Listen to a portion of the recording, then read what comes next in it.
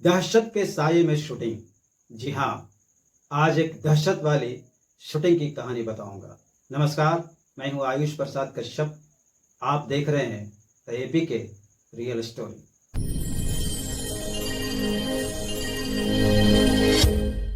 आपने शूटिंग देखी होगी या जो फिल्म लाइन में है उन्होंने शूटिंग की होगी। हम आज एक ऐसे वाक्य बताने जा रहे हैं जो दहशत के बीच में शूटिंग की गई थी। एक फिल्म बनी थी 1993 में। फिल्म का नाम था पुलिस वाला गुंडा, जिसमें धर्म जी मेन लीड में थे, रीना रॉय, और मेन विलन में थे मोहन जोशी। अनिल शर्मा इस फिल्म को प्रोड्यूस किए थे, गदर वाले, और पप्पू वर्मा जी ने डायरेक्ट किया था। मैं असिस्टेंट था उसमें। 1993 में मुंबई में दंगा हुआ था और बहुत भीषण और भयानक। उसी दरमियान में ये शूटिंग रखी हुई थी चांदीवली स्टूडियो में, और शिफ्ट थी 2 से 10 की, दोपहर 2 बजे से रात के 10 बजे तक की। हम लोग सारे टेक्नीशियंस स्टूडियो पहुंच गए, शूटिंग शुरू हो गई। जब शाम हुई तो खबर आई कि शहर के हालात बहुत ख़राब हो चुके हैं और कर्फ्यू लग चुका है। ऐसा है कि अगर 4-5 लोग एक साथ जाते हैं तो उसे पुलिस वाले अरेस्ट कर लेते हैं, और अगर अकेले गए तो दंगाइयों का शिकार होने का डर। पूरी टीम दहशत में आ गई, करे तो क्या करें, और शूटिंग पूरी करनी है, बाहर निकलना मुश्किल है। धर्म जी का ये वाला सीन उस दिन पिक्चराइज हो रहा था। तूने कहा था कि तू महाभारत दिखाएगा, दिखाया तूने। हम नहीं समझा। हमरी ही हाथों हमरी कुर्सी के 2 पैर तुड़वा दिए तूने, इस पर भी नहीं समझा। अरे हम तो सचमुच का चिरकुट निकला रे, चिरकुट। अरे तूने महाभारत तो शुरू कर दी, लेकिन उसे ढंग से पढ़ा नहीं। अरे दुर्योधन की जिंदगी और मौत का फैसला तो सबके बाद में होता है ना। उससे पहले होता है द्रौपदी का चिरहरण और अभिमन्यु का वध, यानी कि तेरी बेटी।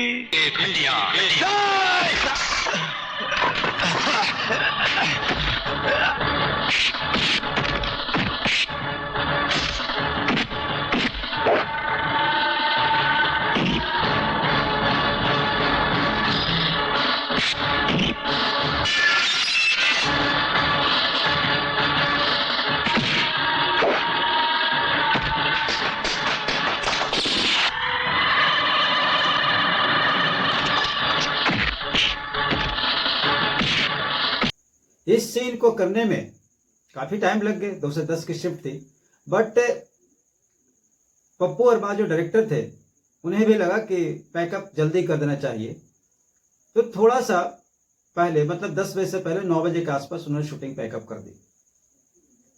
इस बीच में मैंने खुद, जब शॉट चल रहा था, उस बीच में धर्म जी बैठे थे और वो भी डरे हुए थे कि पता नहीं क्या होगा। हम लोगों ने कहा कि सर, हम लोग अलग अलग जगह से आए हैं और मुंबई के दूर दूर जगह से आए हैं। ऐसा करते हैं कि सर, कि आपकी इतनी लंबी गाड़ी है, बस जैसी गाड़ी में वो चलते थे, उनका वैनिटी वैन जो भी था, तो उस वक्त वैनिटी वैन तो नहीं हुआ करती थी, वो बस जैसी गाड़ी थी, उनकी बस थी लंबी सी। मैंने कहा सर, हम लोग टीम वाले आप ही के साथ चलते हैं, आपके घर पे, आपकी गाड़ी में।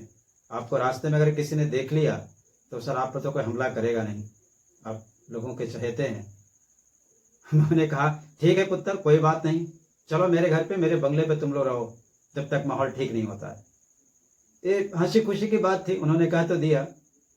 मगर जैसे ही 9 बजे पैकअप हुआ, तो अक्सर जब शूटिंग पैकअप होती है तो कोई आदमी रुकने को तैयार नहीं होता है। उसे लगता है जितनी जल्दी हो सके यहाँ से निकले सब दिन, और उस दिन भी ऐसा ही हुआ। सभी लोग अपना अपना जुगाड़ कर चुके थे और निकले। मैं डरा हुआ था, चांदीवली से मुझे कांदीवली पहुंचना था। रात के 9 बज रहे थे स्टूडियो में। एक असिस्टेंट दोस्त हुआ करता था, उसके पास एक स्कूटर थी। मैंने कहा मुझे अंधेरी ड्रॉप करोगे क्या? बोला चलो बैठ जाओ। 3 आदमी बैठ करके जैसे ही हम स्टूडियो से बाहर निकले तो रोड सन्नाटा। इक्का दुक्का गाड़ियाँ आ रही जा रही थी, पुलिस वाली गाड़ियाँ चल रही थी, सायरन्स की आवाज़ें आ रही थी। किसी तरह वो बंदा मुझे ला करके अंधेरी ब्रिज पे छोड़ दिया। उसे जुहू जाना था और मुझे अंधेरी तरफ आना था, कांदीवली। उसने मुझे इस जगह पे छोड़ा था। यहाँ से अंधेरी करीब करीब 500 डेग होगा, बहुत दूर नहीं है उस कोने से, पुल से। करीब 9:30 बजे मैं वहां पहुंचा था। 9:30 बजे आम दिनों में ये जो रास्ता आप देख रहे हैं, इस रास्ते पे चलने की जगह नहीं मिलती थी। उस दिन जब मुझे वो 9:30 बजे ड्रॉप किया तो रास्ते में कोई भी आदमी नहीं, पूरा सन्नाटा। मैं ऐसे ही आधा डर गया। और अक्सर ऐसा होता है कि जिस टाइम में आप 24 आवर भीड़ देखते होंगे और वहां पर कोई आदमी एकाएक ना दिखे तो वैसे भी आप दहशत में आ जाते हैं, डर जाते हैं। मैं तेज तेज कदमों से स्टेशन की तरफ पैदल चलना शुरू किया। सामने से देखा एक बंदा आ रहा है मेरी ओर। अब मुझे उससे डर लग रहा है और वो मुझसे डर रहा है। धीरे धीरे दोनों करीब आए। पता नहीं ये कैसा आदमी है, उससे लग रहा था कि मैं कैसा आदमी हूँ। दोनों करीब आए और थोड़ी दूरी से क्रॉस किए और एक दूसरे को देखते हुए कि पीछे से कुछ हो न जाए। खैर, दहशत में ही तेज तेज कदमों से चलता हुआ आ रहा था और अंधेरी स्टेशन पहुंच गया। ये सामने अंधेरे स्टेशन पहुंचा तो इक्का दुक्का आदमी वहां दिखाई दिया और उसी वक्त चर्चगेट से बोरीवली तरफ के लिए लोकल आकर के रुकी ही थी और सामने ही गेट मिला। टिकट तो लेना नहीं था, डायरेक्ट मैं ट्रेन में चढ़ गया। अब ट्रेन चली है तो लोगों ने, उसमें जो कुछ लोग थे, 10-15 लोग थे, जो कभी ट्रेन भरी हुई रहती थी खचाखच, उसमें 10-15 लोग थे। सब एक दूसरे को शक की नजरों से देख रहे थे। उसी बीच पता चला कि जोगेश्वरी में गाड़ी रोक करके लोगों को उतार के मारा जाता है। जोगेश्वरी आने वाली थी। जैसे से जोगेश्वरी नजदीक आ रही थी स्टेशन, दिल की धड़कनें बढ़ रही थी कि पता नहीं क्या हो। सभी के चेहरे पर एक दहशत जैसा छाया हुआ था।